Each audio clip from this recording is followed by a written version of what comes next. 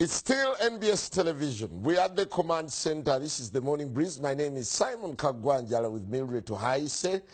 And well, Mildred, while we still discuss the debacle, the blood shortage debacle, it's a very serious catastrophe that's hit the country. Very much. Our own Twaha Muchibi is nursing wounds in hospital, having been clobbered by people who would have been police officers. The police officers, stop making it feel good. They were police officers who had come to arrest Chifesi gang. They are not police officers. Who are they? They are men in police uniform. They are police officers. No. They are police officers who were owned by the Kampala Metropolitan Police Commander. For the record. He only said it was unfortunate that a journalist was beaten. For the record, we have police officers and men in police uniform. And men in police uniform. Okay, we'll take We both. want to go to Samson Kasumba, who is now at Kampala Hospital visiting Twaha Muchibi, just to give us an update on how our own is faring after that ugly, that gruesome moment with the police, with the men in uniform. Good morning, Samson. How is Twaha? A very good morning, Simon Kagwanjala and Mildred Tohaise at the Political Command Center. I mean, you get here and you wonder whether, as journalists, when we leave our homes for work, we should let our spouses know that they should prepare to visit us in hospitals because we are working in a context where we can be clobbered for literally just one crime. Carrying information. I don't know whether that's where it is now, that we should prepare to end up in hospital because we're involved in the job of letting the public know anything and everything. If that is our crime, then you and I need to be responsible when we're leaving home and to tell our spouses and our children that there's a real possibility you could visit us in hospital. This is probably the situation of my colleague Tiaba. Ssobi, I'm very fine. Wow. I'm called Twaha Muchibi, not Tiaba.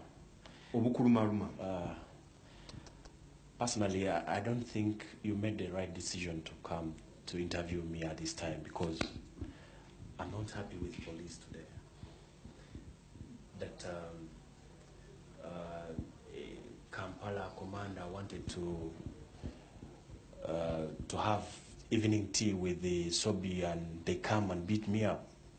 As we speak now, Ssobi is out. He was arrested because they wanted to have tea with the Kampala commander. Who tells you this? Ssobi is already out.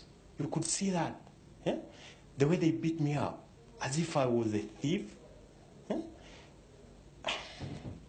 I'm not happy with police. Why were you beaten?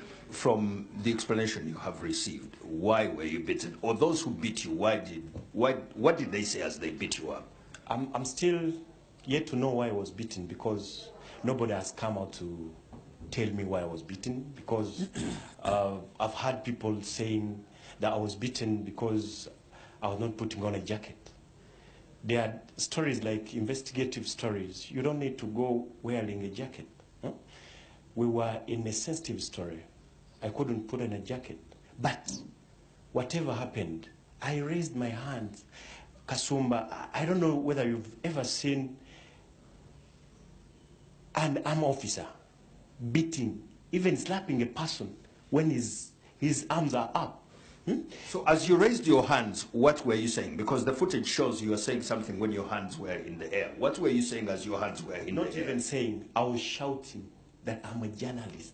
I'm a journalist. These people who came knew that they were coming in a place where Ssobi was being interviewed by journalists. So I told them I'm a journalist. I shouted. I thought they could not hear. I raised my hands that I could know nothing. Because that's what I think. I'm not a trained officer. But I know that when I raise my hands, you can leave me. If I do that with an armed officer, you could leave me. Ne police. I wonder the kind of training. Because the way they were beating me, they wanted maybe to cripple me. Somebody says that at some point there was another person who said, shoot, shoot. Is that true? Yes, that was the That's why I'm saying I'm not happy with police. Somebody invites Ssobi for evening tea, then you want to shoot somebody. So who was shouting shoot? The PC of Chengera, he's called Peter Ocheng, was shouting shoot, shoot, because I was shouting. Shoot I'm a who? journalist. Who? They wanted to shoot me. Because they even left Ssobi the other side and his gang to come and beat. I had like 3 people around me who were beating me up and down. I have bruises everywhere. So how are you feeling now? I'm not feeling well, though the situation has been improving. I'm not feeling well. Do you consider yourself lucky that you were not shot? The moment you hear shoot, in that situation, I had somebody shouting, shoot, shoot, because I was shouting and my hands were up. I just knelt down. And the footage shows you kneel. Is that at the point where you knelt down? What was going through your mind at the point you were kneeling down? I was dead. I was dead. I was not thinking. I was not thinking. Since then, I still hear somebody saying, shoot, shoot, shoot. I don't know what I did with police. For sure, I've been doing these stories just to make sure that police can get information, the necessary information. The necessary information. And these people were talking of dealing with police. And you see what happened. They came, they took Ssobi for evening tea, and he's home. He's home now. Well, I'm still here. Well, Simon and Mildred, chilling stories here when a journalist says his hands were in the air and he had an officer, he has mentioned the name, saying, shoot, shoot. I think, as you did here, we are very lucky that after that command to shoot, somebody was not trigger happy and Twaha is still alive. Simon and Mildred at the Political Command Center. Well, it's a very touching story. What more can I add, really? But thank you very much, Samson. I've been through similar experiences. I've always told upcoming journalists in training, the moments I've had to interface with the trainees in journalism, I've told them about the occupational hazards that are going to confront them. In Uganda, you never count yourself a journalist until you're clobbered,